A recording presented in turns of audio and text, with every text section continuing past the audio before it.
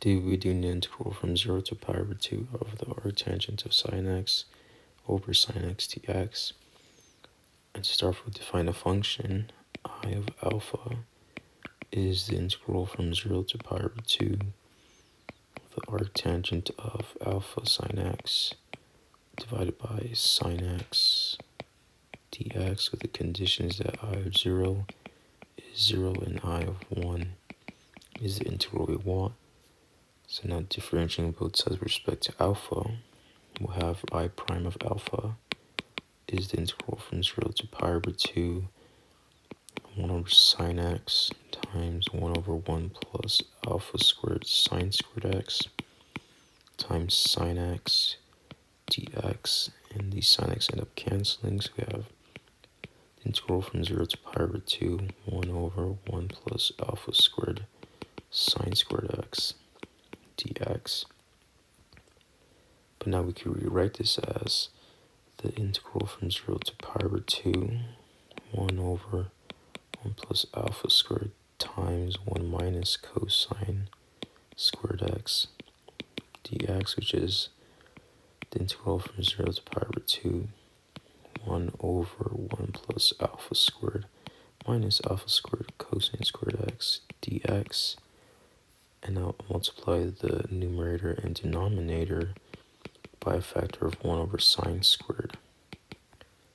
So in doing that, we're going to have the integral from 0 to pi over 2 of cosecant squared x over cosecant squared x times 1 plus alpha squared minus alpha squared cotangent squared x dx. And now we'll make a substitution. So we're going to let u equal the cotangent x, but that means that du is negative cosecant squared x dx. So negative du is the cosecant squared x dx. u1 will be the cotangent of 0, which is approaching positive infinity. u2 will be the cotangent of pi over 2, but that's 0. And we'll make use of a trig identity, which is 1 plus cotangent squared x is equal to cosecant squared x. That means that 1 plus u squared is equal to cosecant squared x. So now using this information, we're going to have the integral from infinity to 0 of negative du divided by 1 plus u squared times 1 plus alpha squared minus alpha squared u squared. We could use this negative to flip the bounds of integration. So we have the integral from 0 to infinity, 1 over 1 plus u squared times 1 plus alpha squared minus alpha squared u squared du. And now simplifying some things, we're going to have the integral from 0 to infinity, 1 over 1 plus alpha squared plus u squared alpha squared minus alpha squared u squared du. And these end up canceling. So we have the integral from 0 to infinity, 1 over u squared plus 1 plus alpha squared du.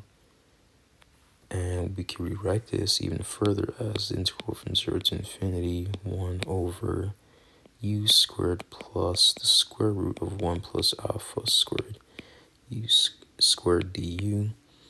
But this will just end up being 1 over the square root of 1 plus alpha squared. The arctangent of u over the square root of 1 plus alpha squared. Evaluate it from 0 to infinity. So we have 1 over the square root of 1 plus alpha squared.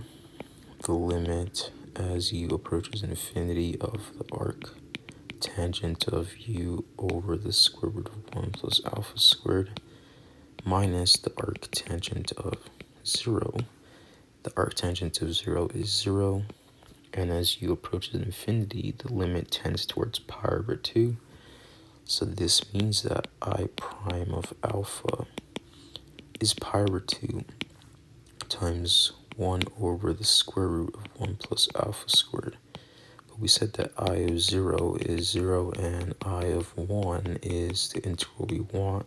So alpha is ranging from 0 to 1.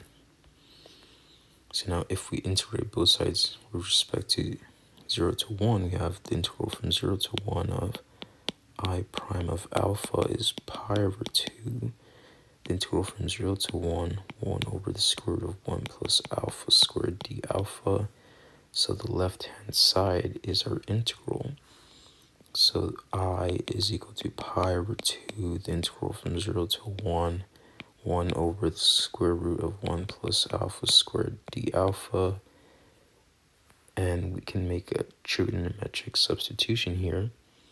So we're going to let alpha equal the tangent of phi, but that means that phi is the arctangent of alpha. D alpha is secant squared phi d phi. Phi 1 will be 0, and phi 2 will be pi over 4.